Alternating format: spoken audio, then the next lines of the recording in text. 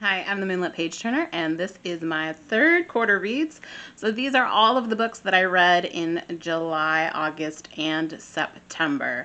And while this year has felt like it's 3 years long, it's only 3 months here for the reading, and we're only in October. So I have 21 books that I'm going to talk about today. I have them in the different categories like I've done in the previous videos. Remember, this year we have a fourth category, and that is the banned books. I'm going to talk about book club reads. I'm in 2 book clubs, so we'll talk about Savvy Gaming Network and the Read the World series that I do here on YouTube. I'm going to talk about some nonfiction books. We're going to get into the banned books, which this time is all fiction. And then I'm going to end with the fiction reads. So let's dive in. For my book club reads, I am in the 2 book clubs. So for Savvy Gaming Network, that is all books based on video games.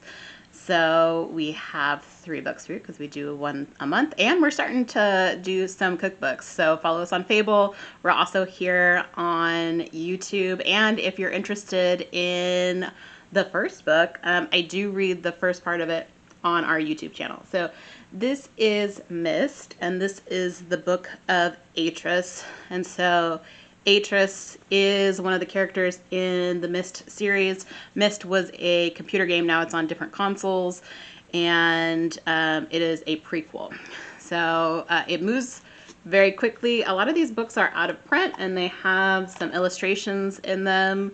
I thought that this book was just okay. I think knowing a little bit more about the Myst world definitely helps, but you don't have to, but it is a lot more helpful.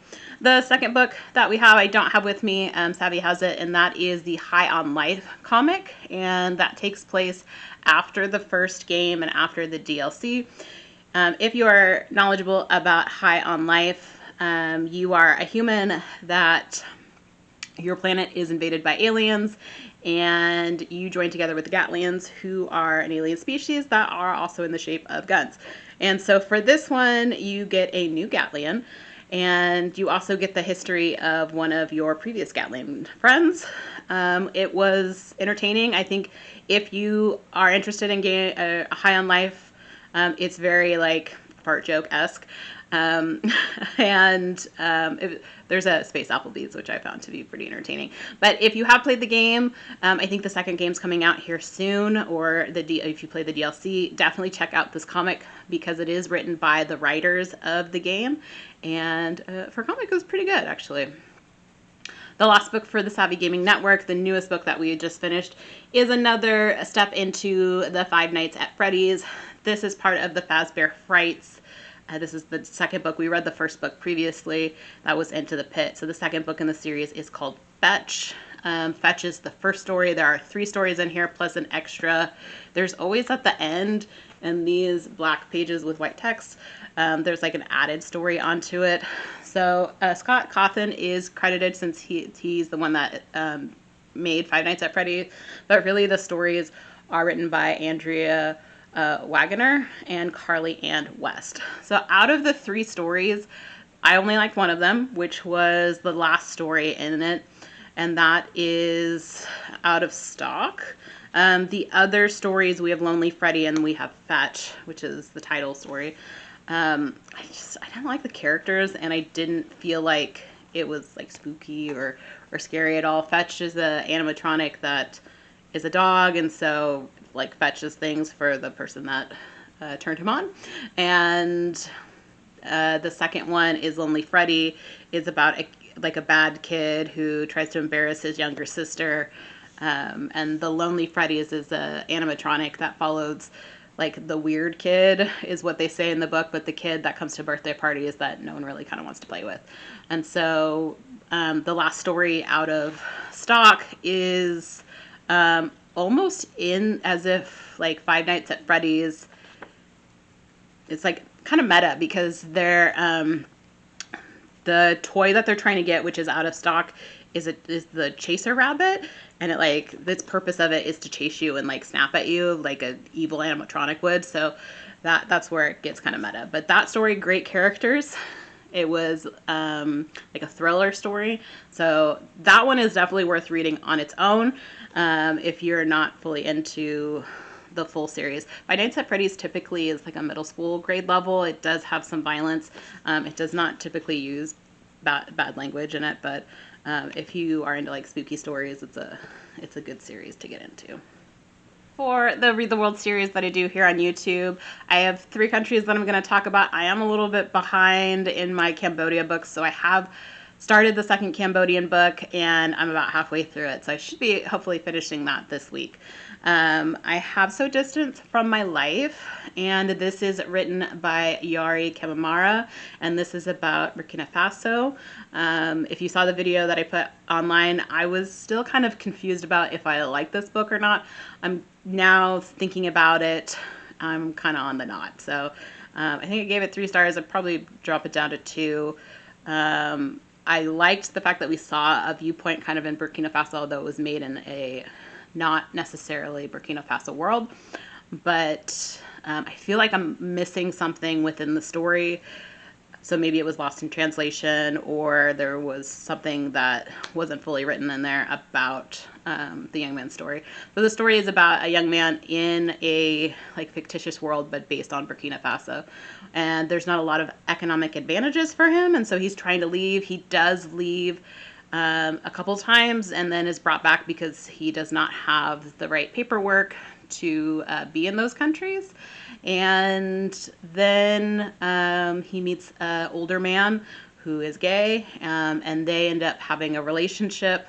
And that's kind of where the confusion is for me, because there is a part of the story where he's like really against like hanging out with this older gay man, and the gay man is like, I don't want to make you uncomfortable, like I really, because he works for him, it's like, I really appreciate, you know, all the work that you've done for me.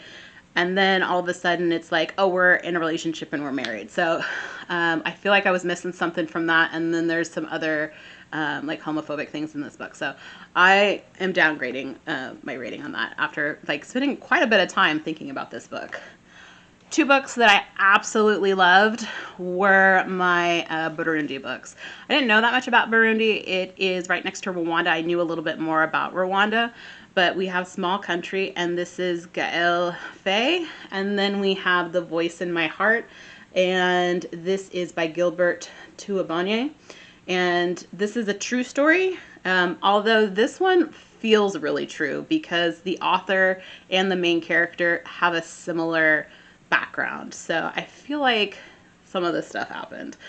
But they're both about the Burundi civil war and genocide that happened in the 90s with the assassination of the first democratically elected president. They're both, both these books made me cry, and there's violence in both of them. So just something to be aware of. They're both written very, very well, though, and they're great stories and important stories, like we say in a lot of these very depressing books that I typically choose from around the world. Another book that made me bawl my eyes out, In the Shadow of the Banyan, and this is by Viday Ratner, and this is a fictional story about the kind of the change with the Khmer Rouge and like the upheaval from the country, and then you have those that were in higher economic statuses really being murdered and taken out, and awful things happen. And the other story that I'm almost done with is the nonfiction kind of version of this. So again, based on real events, but this is a fictionalized version of it. Please take care when reading it, because it is super, super sad. But I love the main character. I loved her family. Some of the characters that come in here are just like beautiful, beautiful people, and it was just so sad. But again, an important thing to know for world history. So again, take care if you're going to choose to step into this world. But it's like still affecting me. It's so sad. All right, for my nonfiction reads, like most times that I do this, they are very, very different books. I only have 3 books that I'm going to talk about, and one I did not even finish. So the first book that I'm going to talk about is the Sociopath book, and this is by Patrick Gagne. and she has been diagnosed with personality disorder, and I got about 60% of the way through, and I felt like I was being manipulated. Like, if you've ever had someone tell you a story and the whole time they're telling you the story, you're just like, I don't believe you. I don't believe this. I don't believe that. While I do believe a lot of it is based in truth, I can see kind of the manipulation of it a little bit, and I just finally got tired of it and decided I don't have to finish this book. What she was trying to do is humanize people with this personality disorder, because a lot of the times, you hear sociopath, psychopath, and because we've been conditioned to look at it as a way of criminality, because that's a lot of times where it comes from, is people who are diagnosed, were diagnosed in the court system. So it has a negative connotation to it, and she's trying to turn that around. At the same time, like, she tells a story about joyriding and about how she got a thrill with stealing these cars, and then she tells you how she got the car, which is just basically by manipulating drunk frat boys. And so I was like, technically that's not stealing. Like, they gave you the car keys, they told you to go get something for you, but you're talking about joyriding, which is not what that term is. So I just kind of got tired of being manipulated a little bit, and so I axed that. But I think if you're interested in that kind of thing, I would maybe suggest looking at it, but with a huge, huge grain of salt, and make sure your eyes are open. One of the other stories, nonfiction, that I read was Braiding Sweetgrass, and this is by Robin Wall Kimmerer. And Robin is a biologist, but she is also a Native American or indigenous person.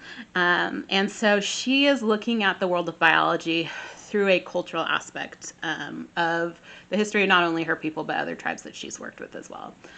I read a lot of books by Native American authors, and so I really appreciate that point of view. What I was really hoping for with this book is a blending more of the two. Why I would have, in college, would have loved to take in a class from her, because she sounds like a pretty awesome teacher.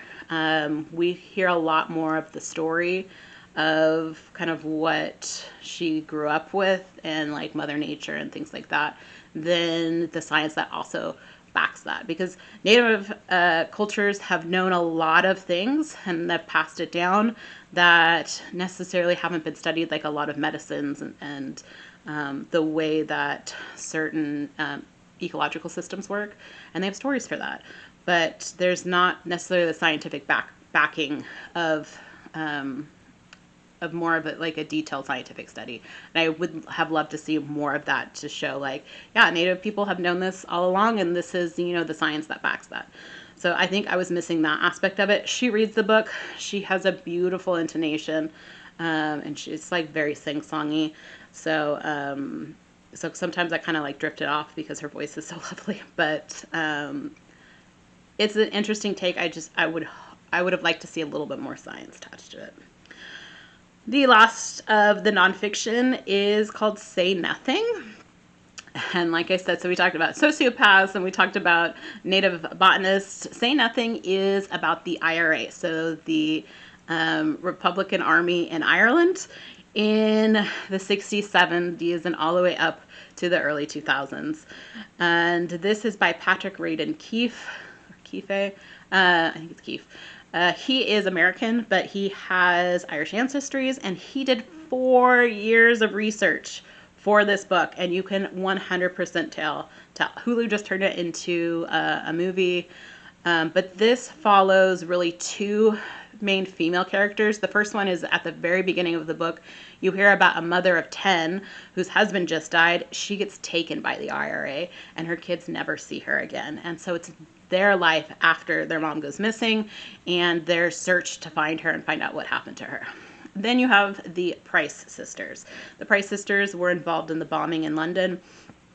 Although no one died in that bombing, they ended up getting what's called a life sentence, which is 20 years in London.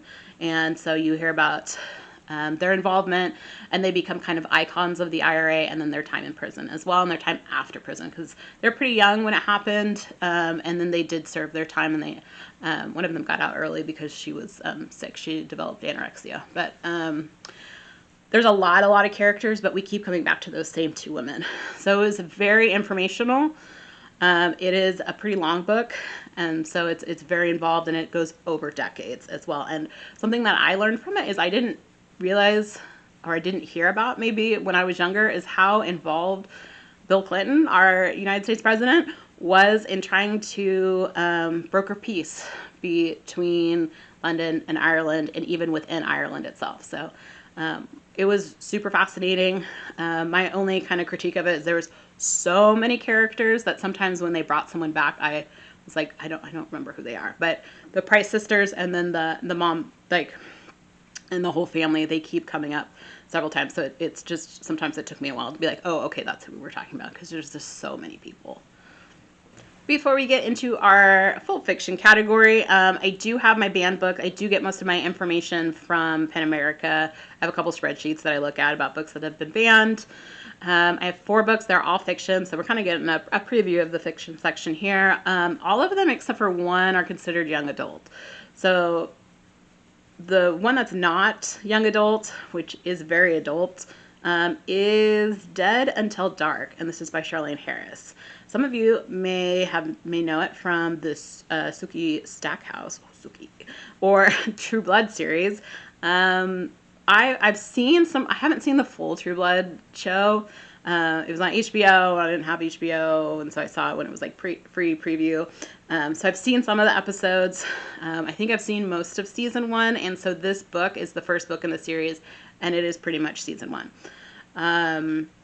I really needed like a palate cleanse after reading some of these really depressing books, especially the Read the World series. And so I was like, I knew kind of what I was getting into.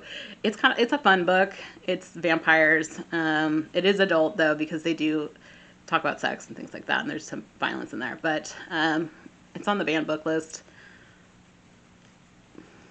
I think just because it's adult, but I would like to remind people that, you know, people in high school do turn 18. So there are some students that are adults, and so they are of age to read some of these books. And I'm sure a lot of people of younger ages watched the True Blood series. The rest of them are all young adult. Some of them, it has to do because they're talking, some of the characters are gay, and that's pretty much why.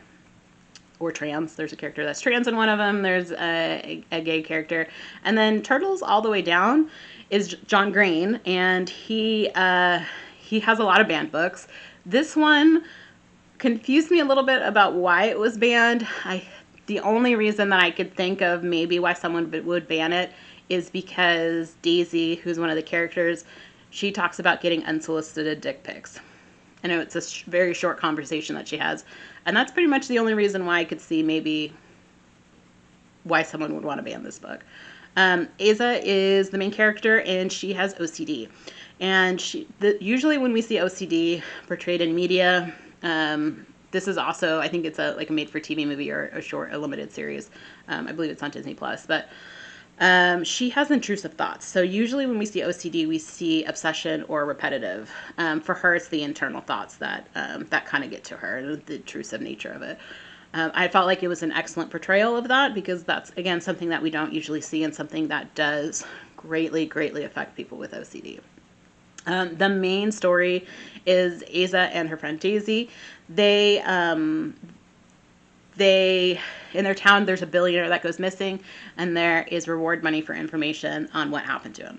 And so they both live kind of in the lower socioeconomic status. And so Daisy, I think, works for Chuck E. Cheese. And so they decide to go for it, and they're going to find this guy. He has a son who Aza knows, or Aza used to know. They haven't talked in a long time, and so him and Aza end up developing a relationship, and then again that she struggles a lot with that OCD part of it.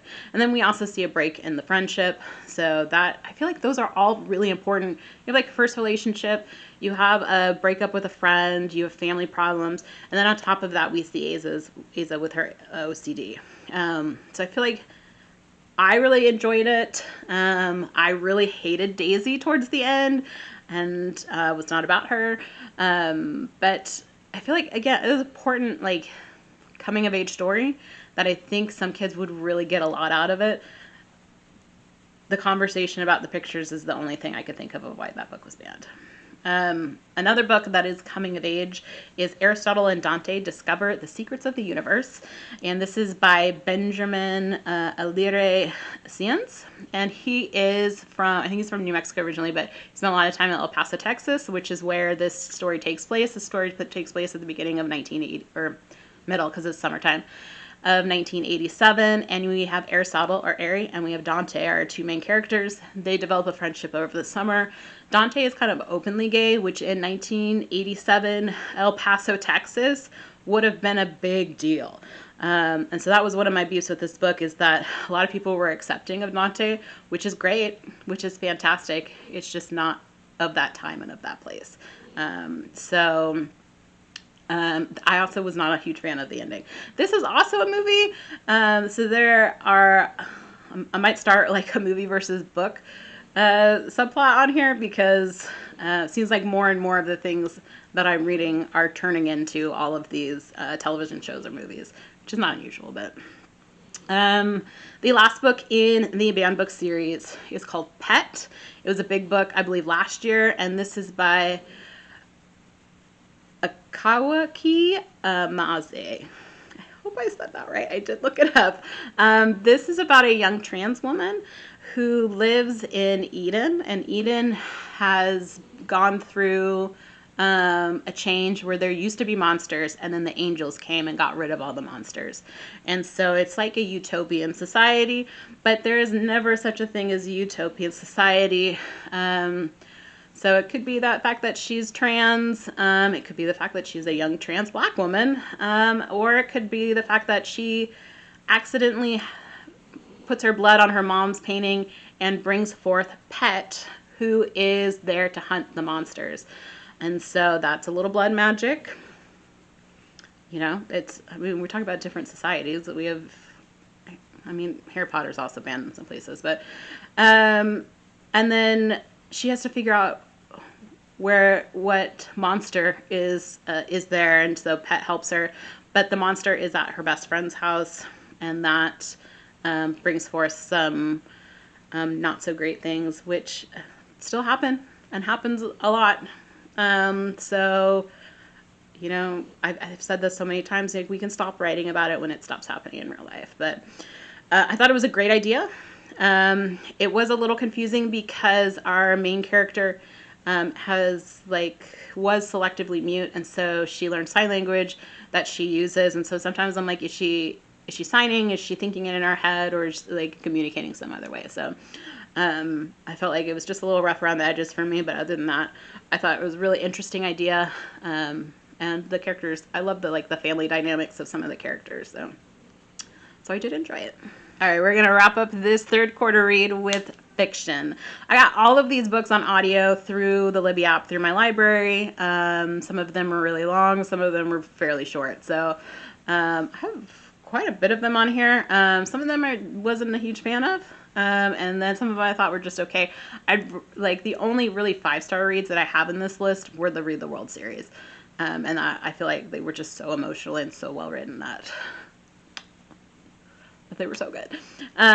So books that I thought were just like, Starling House by Alex E. Haro. Again, I thought it was an interesting idea. There's this big mysterious house, and the family that lives there is odd. Opal lives in this town, and she's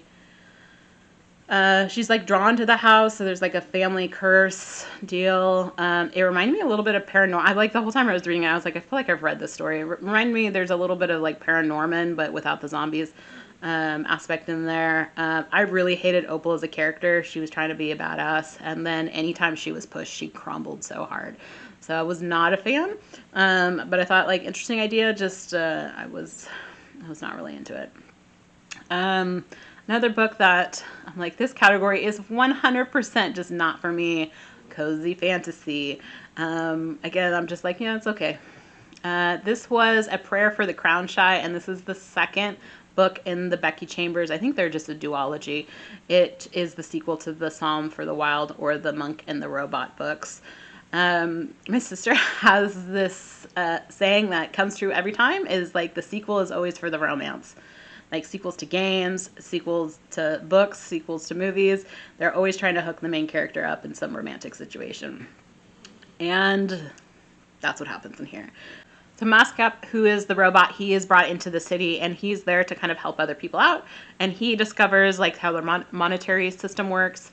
He also he gets like a little like a pocket phone, like we used to have. It was like a personal device, so PDA, and personal device assistant. And he's like loading audiobooks or loading books and like reading all about the stuff. And then Dex, who is the monk, they have a romantic situation that's there. So, and we meet Dex's family as well. I think I like the first book better. And I was like, it's okay. Take it or leave it. Cozy fantasy isn't really my genre, and I have now learned that. But I have given it a go. One book that I was so disappointed in was The Mercy of Gods, and this is by James S.A. Corey. They are the pair of writers that wrote the Expanse series, which I love the Expanse series. I think it was a great adaptation for when it became an Amazon show. That was a great crossover where the books and the TV show are not the same, but they were equally good. This book takes some of the concepts in the Expanse series, and it's like they wanted to explore those concepts more. This does have to do with, so there's a group of people, there's a planet that has humans on it, it's not Earth. They get invaded, lots of people die, some people get abducted. The core group of people that we are learning about are scientists, and they have taken into a spaceship, and then they're taken onto this other planet, and they are given the task to complete some scientific experiment. The whole first 2 hours of the book, you do not need to know at all, except for it sets up the dynamic that these guys work together as scientists. And there's a tiny aspect of the hive mind situation that is important, but this could have been 10 pages, not 2 hours. I don't need 2 hours for that. So at first, they throw you in the world and they're trying to show you who all these characters are. Not important. You can start, I think it's chapter 6. You'll be fine.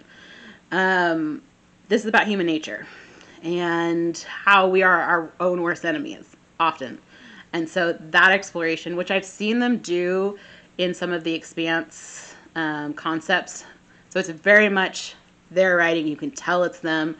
I did not like any of these characters.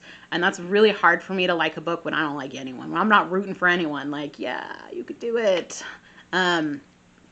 And so that was really hard because in the Expanse series, they have some beloved characters and their villains are villains. Like you hate them and you're rooting for the heroes, but I did not get that at all with this series. So I think there's going to be more coming out. I will not be finishing that series. I do need to finish the Expanse series though. So I was a little disappointed. I get what they're doing and I see kind of the points that they're making, but I need someone to root for. So I need that character that that'll take me through to the end of the book. But yeah, I definitely did not have that there. Another palette cleanse, and you'll see me probably blush here a little bit, is I read Priest by Sierra Simone. Priest is a spicy romance. It is Priest a love story. So, but not typically my genre. I needed a palette cleanse. I thought it was available on audiobook, so I dove in. It was a decent story. It was all right. But spicy romance typically is not my thing. So, but I did read it. I did not like the ending of this one either. I will tell you in a very short, it's called Priest because it is about a priest and a stripper. And that's pretty much all I'm going to say about that. Moving on to, this is going to be a strange juxtaposition here, is Lessons in Chemistry by Bonnie Garmus. I thought this one was just okay. There's some things that I really, really loved in this book, and I've seen interviews with her talking about how she wrote this book and why she wrote this book, and the fact that she went in and looked at old textbooks to get the science of the time. fantastic. Love that Bonnie. The main character, not a fan of. I like wrote some of this in my review, but she's a woman of science in a certain era, and she seems to be oblivious of the fact that she's going to be treated differently because she's a lady scientist. She's been treated differently this whole book. So that was one of them. Also, her romantic relationship, did not like it. Did not like him, did not like her. Loved their daughter, loved their dog, loved their neighbor, loved her boss later on in the TV show. So the supporting characters are really the thing that make this book good. And then I struggled with the main character. But I also wanted more of her cooking show, because it's a lot. You start in the cooking show and then you go backwards in time, and then you come up to it and then you go forward with it. So I wanted more of that actual era of the cooking show, because I felt like that was a really important part of her life and the lives of people around her. But so for me, Lessons Chemistry was just okay. Moving on to some better books that I actually really liked. The more I think about it, the more I liked it, is How to Solve Your Own Murder by Kristen Perrin. And this is 2 stories that will merge together to become one. You have a prophecy of the murder of one of the characters. And this actually ends up being, so you're told in 2 different perspectives. This is one perspective, and then we go to present time, and that lady has a great niece. And so she didn't have any kids, and so to inherit would be her great niece. So she's called, her great niece just lost her job. She decided, hey, I want to become a mystery writer.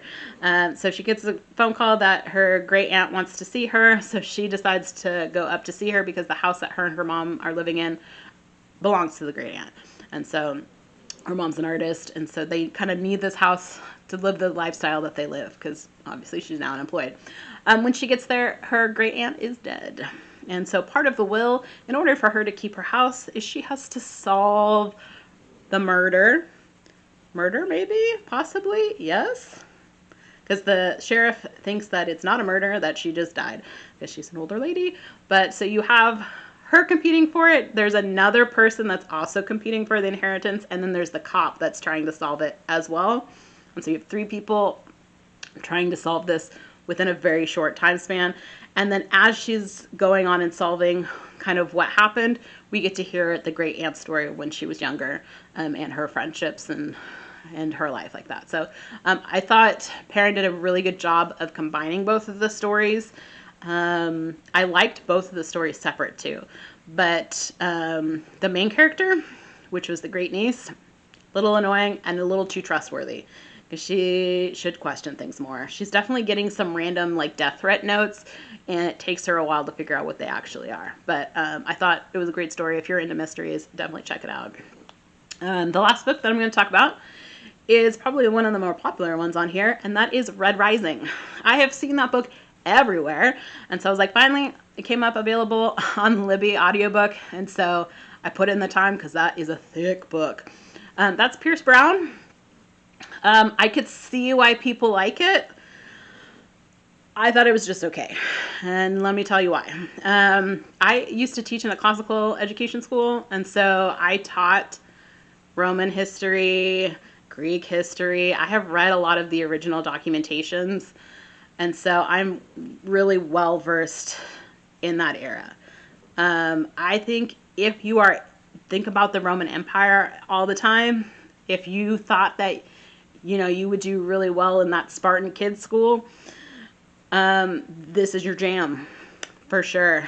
This is definitely about class warfare. Our protagonist, his name is Darrow.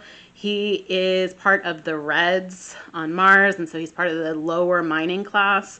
The very first part of the book is so different from the second half of the book.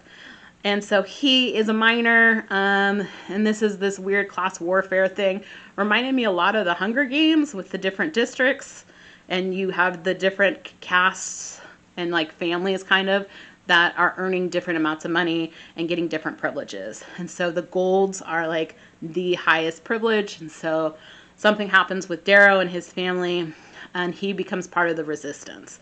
And the resistance is to bring down the golds. And that then brings us into some weird Hunger Games stuff. So it's like Ender's Game, Hunger Games. So there's 7 books in this series. But again, the very first part of the book where we meet Darrow versus that game aspect of it, very different. And it felt like a really, really long story with that. Does definitely talk about a lot of Roman stuff, and some of it's wrong. So I was like, that's not how that works. But it's inspired by. It's like if you were looking at the Roman Empire, right, and you decided, like they did, to assimilate other cultures into it, that's what it was. But definitely a dude book, and about that whole Roman Spartan thing. So I get it, just not for me. And that's the end of all 21 books. I'm already kind of on the run. I'm in between like 3 different books right now for next quarter. So I will see you again in December.